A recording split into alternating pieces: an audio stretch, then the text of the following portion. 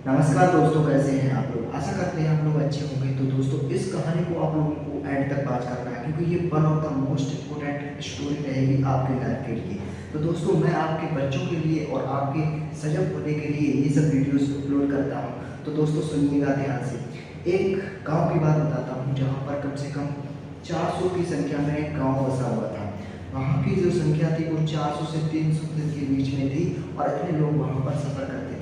दोस्तों, छोटा सा गाँव था और वहाँ पर वो लोग फसल किया करते थे। एक दिन क्या होता है, एक हम छोटे से इंसान की स्टोरी को लेकर चल रहे हैं, जो कि सबसे करीब थे उस गांव में। दोस्तों, बात कर रहा हूँ मैं एक बूढ़े व्यक्ति की, जिसके पास 3 बेटियाँ थीं। जी हाँ दोस्तों, 3 बेटियाँ थीं उसके पास। एक का नाम था रीना, एक का नाम था शीला, एक का नाम था नेहा। दोस्तों, मैं यहाँ पर रीना पर फोकस करूँगा, क्योंकि रीना की जो कहानी है वो सबसे अलग कहानी है। दोस्तों, चलिए स्टार्ट करते हैं रीना की इस दिलचस्प कहानी को। एक दिन क्या होता है, रीना अपने घर से बाहर निकलती है, एक तस्वीर को अपने सिर के ऊपर रखकर, और गाय का गोबर ले जा रही थी। गाय का गोबर उसे कूड़े पर डालना होता था, तो वहाँ से वह उसका जो है खेत कम से कम 100 मीटर की दूरी पर था। घर से वह निकलती है और जो है एक बोलते हैं पगड़ी रख लेते हैं सिर पे, उसके ऊपर जो है तसला रखते हैं।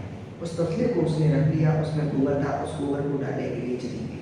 दोस्तों, जो उसके पिता थे वो काफ़ी दिमागी थे। उन्होंने क्या किया, उन्होंने सोचा कि इस गोबर को हम व्यर्थ ही ऐसे लगा देते हैं और ये जल्दी यूज भी नहीं होता है। क्या मुझे कुछ अच्छा चीज़ करना चाहिए, क्या मुझे कुछ वैज्ञानिक तौर पर कुछ करना चाहिए। मेरे पास स्किल्स है, अगर मैं ये सब नहीं दिखाऊंगा तो लोग मुझे कैसे जानेंगे कि मैं एक इंटेलिजेंट हूँ। तो दोस्तों, चलिए छोड़िएगा अपनी बात को। रीना के साथ क्या होता है वो बताते हैं। एक दिन रीना तैयार होती है स्कूल के लिए। तो दोस्तों, जैसे ही वो घर से निकलती है तो वहाँ पर 4 लड़के उसे देख लेते हैं। वह इतनी सुंदर रूपी लड़की थी, जिसे देखकर अच्छे अच्छों के दिल बहल जाते थे और उसकी ओर आकर्षित हो जाते थे। तो दोस्तों, जैसे ही रीना अपने घर से बाहर निकलती है, तो बाहर निकलते समय वह कम से कम 100 मीटर की रेंज पर पहुँचती है। तो उन दोनों ने निशाना बना दिया था। 2 आगे लगे थे, 2 पीछे लगे थे, उसे बीच में घेर लिया था। दोस्तों, दोनों ने उसे पकड़ लिया और उसे किडनैप करके अपनी बैग की बैठाकर ले गए।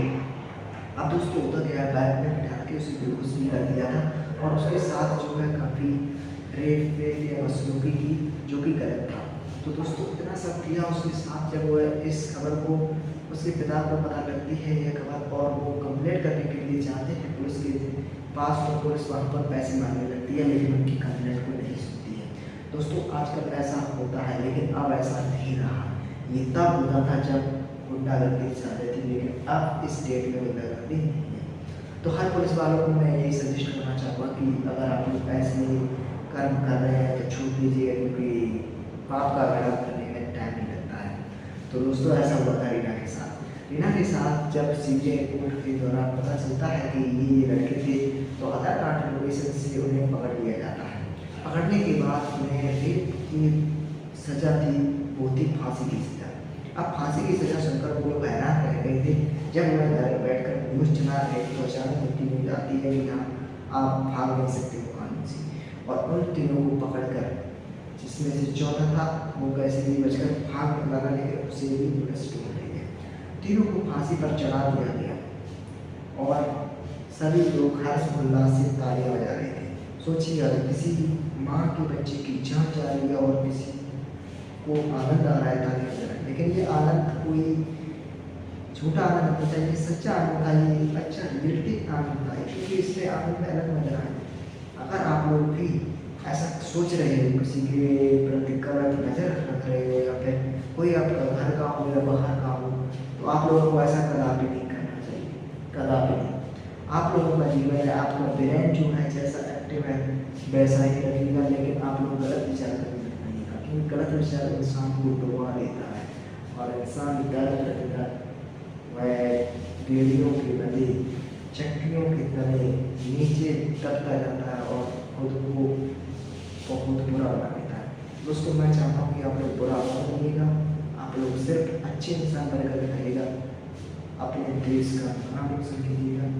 बस इतना आपसे गुजारिश है। आप लोग इन सब चीज़ों पर फोकस मत कीजिएगा, आप लोग सिर्फ अपने अध्ययन पर फोकस कीजिएगा।